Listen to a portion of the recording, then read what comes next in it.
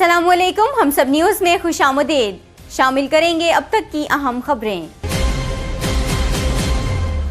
वज़ीर आज़म ऑफिस के तर्जुमान ने सुप्रीम कोर्ट से वज़ीर आज़म की तलबी के बारे में वजाहत करते हुए कहा है कि सुप्रीम कोर्ट की जानिब से वज़ीर आज़म शाहिद खाकान अब्बासी को कोई नोटिस मौसूल नहीं हुआ। तर्जुमान वज़ीर आज़म ऑफिस की जानिब से जारी बयान में कहा गया है कि इदारों को आइन और कानून की हदूद में रहते हुए इख्तियारात का इस्तेमाल करना चाहिए। वज़ीर आज़म कानून की अमलदारी पर यकीन और अदालतों का मुकम्मल एहतराम करते हैं।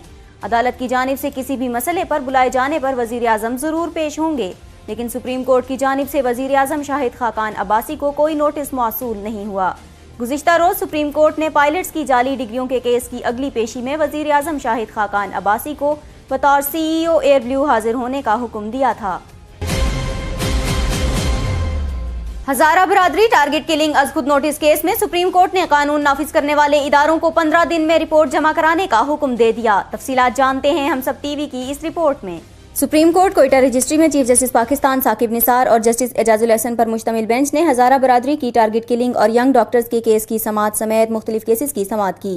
हज़ारा बरादरी की टारगेट किलिंग से मुतालिक अज़ खुद नोटिस केस की समाअत के दौरान IG Balochistan, chief secretary, FC हुकाम और साबिक वज़ीर आला बलूचिस्तान अब्दुल मालिक बलोच अदालत में पेश हुए। चीफ जस्टिस साकिब निसार ने रिमार्क्स में कहा कि हमारे पास अल्फाज नहीं कि उन बदकिस्मत वाक़यात की मज़म्मत कर सकें। मेरे मुताबिक ये नस्ल कशी है जिस पर मुझे सो मोटो नोटिस लेना पड़ा। हमने हज़ारा बरादरी की जानो माल की हिफाजत करनी है। तमाम एजेंसियां रिपोर्ट दें किस तरह ये सब कुछ हो रहा है। चीफ जस्टिस ने इजहार तशवीश करते हुए कहा कि 20 साल से हज़ारा बरादरी की टारगेट किलिंग जारी है, आज तक कोई गिरफ्तारी नहीं हुई। IGFC कहाँ हैं, जिस पर नुमाइंदा IGFC ने बताया कि वो इस्लामाबाद में हैं और उनकी जगह मैं पेश हुआ हूँ। चीफ जस्टिस ने IG पुलिस से इस्तफसार करते हुए कहा कि टारगेट किलिंग के हवाले से रिपोर्ट बनाई है, जिस पर IG पुलिस ने टारगेट किलिंग के हवाले से रिपोर्ट अदालत में पेश कर दी। चीफ जस्टिस साकिब निसार ने रिमार्क्स में कहा कि अगर हुकूमत हज़ारा बरादरी को तहफ़्फ़ुज़ नहीं दे सकती तो उन्हें जीने का रास्ता तो दे, जबकि सिक्योरिटी प्लान 2013 को बेहतर बनाकर इस पर सख्ती से अमल दरामद होना चाहिए। चीफ जस्टिस ने इस्तफसार किया कि ये बताएं किस सतह पर इन मामलात के लिए बात की जाए। जब ये मामलात तय होंगे तो इन पर अमल दरामद का तरीक़ाकार भी हमें देखना होगा। सुप्रीम कोर्ट ने कानून नाफिज करने वाले इदारों को 15 दिन में अपनी रिपोर्ट जमा कराने का हुक्म देते हुए कहा कि तमाम एजेंसियां रिपोर्ट दें कि किस तरह से ये सब कुछ हो रहा है। अदालत उज़्मा ने केस की समाअत ईद के बाद तक मुलतवी कर दी। यंग डॉक्टरों के केस में चीफ जस्टिस ने रिमार्क्स देते हुए कहा कि सियासत करने वाले यंग डॉक्टर्स को फारिग कर दें। यंग डॉक्टर्स को कोई वजीफा ना दिया जाए, बदमाशी नहीं चलेगी, जाएं जाकर हड़ताल कर दें, पहले अपने फ़राइज़ सर अंजाम दें फिर डिमांड करें। चीफ जस्टिस ने सेक्रेटरी सेहत की सख्त सरजनिश करते हुए पूछा कि यंग डॉक्टरों के मामलात के हवाले से क्या किया, जिस पर सेक्रेटरी सेहत ने बताया कि 500 मजीद डॉक्टर आर्जी तौर पर भर्ती किए जाएंगे, जबकि जो बात यंग डॉक्टरों के मुंह से निकले वो पूरी नहीं हो सकती। अमरीकी सिफारती पाबंदियों के जवाब में पाकिस्तान ने भी अमरीकी सिफारतकारों पर पाबंदियां लगा दी। तफसीलात के लिए देखते हैं हम सब टीवी की ये रिपोर्ट। वज़ारत ख़ारिजा की जानिब से जारी करदा नोटिफिकेशन के मुताबिक पाकिस्तानी एयरपोर्ट्स पर अमरीकी सिफारतखाने के सामान की तरसील को वियना कन्वेंशन के मुताबिक देखा जाएगा। अमरीकी सिफारतकारों को पाकिस्तान में नकलो हमल से पहले मुतालिका पाकिस्तानी हुकाम से इजाज़त लेना होगी। नोटिफिकेशन में मजीद कहा गया है कि अमरीकी सिफारत खाने की अपनी या किराए पर ली गई गाड़ियों पर काला शीशा लगाने की इजाज़त नहीं होगी, जबकि ज़ेर इस्तेमाल गाड़ियों पर असल नंबर प्लेट लगाना भी लाजमी होगा। अमरीकी सिफारत खाने की ऑफिशियल गाड़ियों पर नॉन डिप्लोमेटिक नंबर प्लेट की इजाज़त नहीं होगी। किराए की इमारतों के हुसूल और तब्दीली के लिए NOC लेना होगा। अमरीकी सिफारतकारों के लिए बायोमेट्रिक तस्दीक के बगैर फ़ोन सिम्स जारी नहीं की जाएंगी। अमरीका ने पाकिस्तान के सिफारती अमले पर पाबंदियां लगाई हैं, जिनका इतलाक आज से हो गया है। इन पाबंदियों के तहत पाकिस्तानी सिफारती अहलकार सिफारत खाने से 25 मील के फासले के अंदर रहेंगे और अगर उन्हें 25 मील से बाहर जाना हो तो अमरीकी महकमा खारिजा से खुसूसी इजाजत हासिल करना होगा। शरीफ खानदान के खिलाफ अल अजीजिया रेफरेंस में नैब के गवाह वाजिद जिया ने साबिक वजीर आजम नवाज शरीफ की जानिब से मरियम नवाज को जारी करदा चेक्स की तफसीलात अदालत में पेश कर दी। आइए इस हवाले से देखते हैं हम सब टीवी की ये रिपोर्ट। एहतसाब अदालत के जज मोहम्मद बशीर ने नैब की जानिब से दायर अल अजीजिया रेफरेंस केस की समाअत की और इस मौके पर नामजद मुल्जिम नवाज शरीफ कमरा अदालत में मौजूद थे। इस्तगासा के गवाह वाजिद जिया ने इवन फील्ड के बाद अल अजीजिया रेफरेंस में भी मुसलसल दूसरे रोज बयान कलम बंद करवाया। वाजिद जिया ने नवाज शरीफ की जानिब से मरियम नवाज को जारी चेकों की तफसीलात अदालत में पेश करते हुए बताया कि 14 अगस्त 2016 को नवाज शरीफ ने मरियम नवाज को 1 करोड़ 95 लाख का चेक जारी किया। वाजिद जिया के मुताबिक 13 जून 2015 को नवाज शरीफ ने मरियम नवाज को 12 मिलियन और 3 नवंबर 2015 को 2 करोड़ 88 लाख का चेक दिया। नैब के गवाह ने बताया कि 1 नवंबर 2015 को नवाज शरीफ ने मरियम नवाज को 65 लाख, 10 मई 2015 को 10 करोड़ 50 लाख, 21 नवंबर 2015 को 18 लाख रुपए और 27 मार्च 2016 को 40 मिलियन का चेक जारी किया। واجد ضیاء کے مطابق نواز شریف کی جانب سے 10 فروری 2016 کو 30 ملین، 14 فروری 2016 کو 50 لاکھ، 10 مئی 2016 کو 37 ملین اور 31 جنوری 2017 کو 6 ملین کا چیک مریم صفدر کے نام جاری کیا گیا۔ متحدہ عرب امارات سے 28 جون 2017 کو ملنے والے ایم ایل اے کا جواب عدالتی ریکارڈ عدالت میں پیش کیا گیا۔ عربی زبان میں ایم ایل اے کا جواب بھی عدالتی ریکارڈ کا حصہ بنا دیا گیا ہے۔ نواز شریف کے وکیل خواجہ حارث نے اعتراض اٹھاتے ہوئے کہا کہ عربی زبان میں موصول ایم ایل اے کے جواب کا ترجمہ ساتھ نہیں ہے، جس شخص نے ترجمہ کیا اسے گواہ نہیں بنایا گیا۔ نائب پروسیکیوٹر کا اس موقع پر کہنا تھا کہ JIT رپورٹ جمع ہونے کے بعد کا قطری شہزادے کا جواب ریکارڈ پر لانا چاہتے ہیں۔ قطری شہزادے کا جوابی خط 17 جولائی 2017 کو JIT کو موصول ہوا، جبکہ اس خط کو عدالتی ریکارڈ کا حصہ بنا دیا گیا۔ نیب نے عدالت میں اضافی دستاویزات جمع کروانے کی درخواست جمع کرائی، جس پر فاضل جج محمد بشیر نے کہا کہ نیب کی اس درخواست کو بعد میں دیکھ لیں گے۔ 8 مئی کو ایون فیلڈ ریفرنس کی سماعت کے دوران احتساب عدالت نے واجد ضیاء کو 10 مئی کو طلب کیا تھا اور گزشتہ روز سماعت کے موقع پر ان کا مکمل بیان ریکارڈ نہیں ہو سکا تھا۔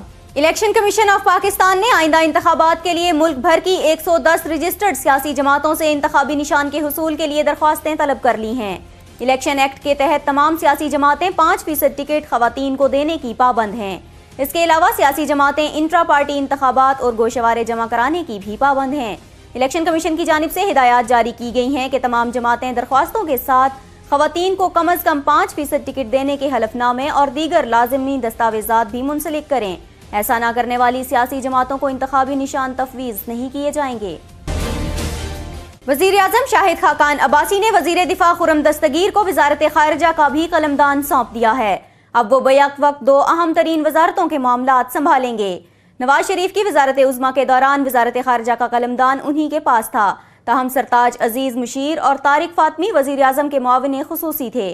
شاہد خاقان عباسی کے وزیر اعظم بننے کے بعد خواجہ آصف کو یہ اہم وزارت سونپی گئی تھی، لیکن چند روز قبل انہیں بھی اقامہ کی بنیاد پر نااہل قرار دے دیا گیا، جس کے بعد یہ عہدہ خالی تھا۔ اسلام آباد ہائی کورٹ نے وزارت داخلہ کو امریکی سفارتکار کرنل جوزف کا نام ECL میں ڈالنے کے حوالے سے 2 ہفتوں میں فیصلہ کرنے کا حکم دے دیا ہے۔ تفصیلات جانتے ہیں ہم سب ٹی وی کی اس رپورٹ میں۔ اسلام آباد ہائی کورٹ نے وزارت داخلہ کو امریکی سفارتکار کرنل جوزف کا نام ECL میں ڈالنے کے حوالے سے مقتول عتیق کے والد کی درخواست پر فیصلہ سنا دیا ہے۔ عدالت عالیہ نے اپنے فیصلے میں کہا کہ ملزم کرنل جوزف کو مکمل استثناء حاصل نہیں ہے۔ وزارت داخلہ کرنل جوزف کا نام ECL میں ڈالنے کے حوالے سے 2 ہفتوں میں فیصلہ کرے۔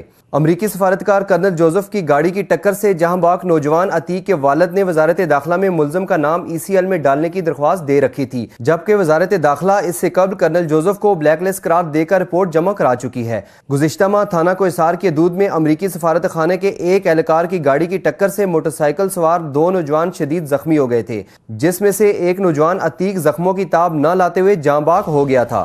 قومی احتساب بیورو کے chairman justice retired Javed Iqbal کہتے ہیں احتساب اگر جرم ہے تو قوم کے مفاد میں کرتے رہیں گے۔ تفصیلات کے لیے دیکھتے ہیں ہم سب ٹی وی کی یہ رپورٹ۔ نیب خیبر پختونخوا میں تقریب برائے تقسیم چیک سے خطاب کرتے ہوئے chairman NAB justice retired Javed Iqbal کا کہنا تھا کہ نیب کی تمام تر وفاداریاں صرف پاکستان کے ساتھ ہیں، شخصیت پرستی سے بالا تر ہو کر کرپشن مقدمات کی تفتیش اور تحقیقات کرتے ہیں۔ ملک 84 ارب ڈالر کا مقروض ہو چکا، مگر ان پیسوں کا استعمال آج تک نظر نہیں آ رہا۔ قرض کی مد میں لیے گئے اربوں ڈالر خرچ ہوتے کہیں نظر نہیں آئے۔ کسی سے سوال کیا جائے کہ آپ نے بطور محافظ اور نگران ان رقوم کا کیا کیا؟ آپ کے پاس امانت تھی، آپ نے قومی امانت کو کیسے خرچ کیا؟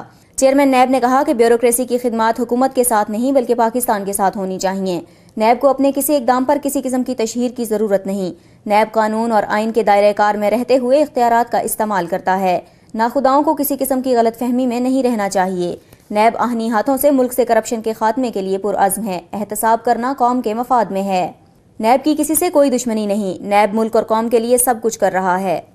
احتساب اگر جرم ہے تو یہ جرم قوم کے مفاد میں کرتے رہیں گے۔ قومی ادارے کی طرف سے آپ کی عزت کو ملحوظ خاطر رکھ کر نوٹس بھیجے جاتے ہیں۔ آج تک ہر قدم نیب قانون اور آئین کے مطابق اٹھایا ہے۔ نیب کو کوئی شوق نہیں ہے کہ وہ تھانے داری کرے۔ نیب کے نوٹس میرے ذاتی دعوت نامے نہیں ہوتے۔ سیاستدان اور بیوروکریٹ یہ نہ سمجھیں کہ نیب کی جواب طلبی پر ان سے کوئی زیادتی ہوئی۔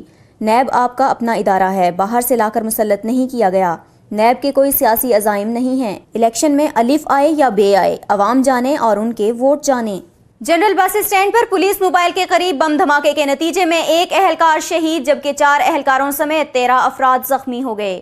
بنوں میں جنرل بس اسٹینڈ پر سیکیورٹی کے لیے تعینات پولیس موبائل کے قریب اچانک دھماکہ ہو گیا، جس کے نتیجے میں پولیس اہلکاروں سمیت کئی افراد زخمی ہو گئے۔ धमाका इस कदर शदीद था कि एतराफ की इमारतों और दुकानों के शीशे टूट गए। वाक़े की इत्तला मिलते ही इमदादी रजाकार और पुलिस की भारी नफरी मौके पर पहुंच गई। जख्मियों को फौरी तौर पर करीबी हस्पताल मुंतकिल कर दिया गया। हस्पताल हुकाम ने एक पुलिस एहलकार के शहीद होने जबकि 4 एहलकारों समेत 13 अफराद के जख्मी होने की तस्दीक की है। जख्मियों में से कुछ की हालत तशवीशनाक भी बताई जाती है, जिन्हें हर मुमकिन तिब्बी इमदाद फराहम की जा रही है।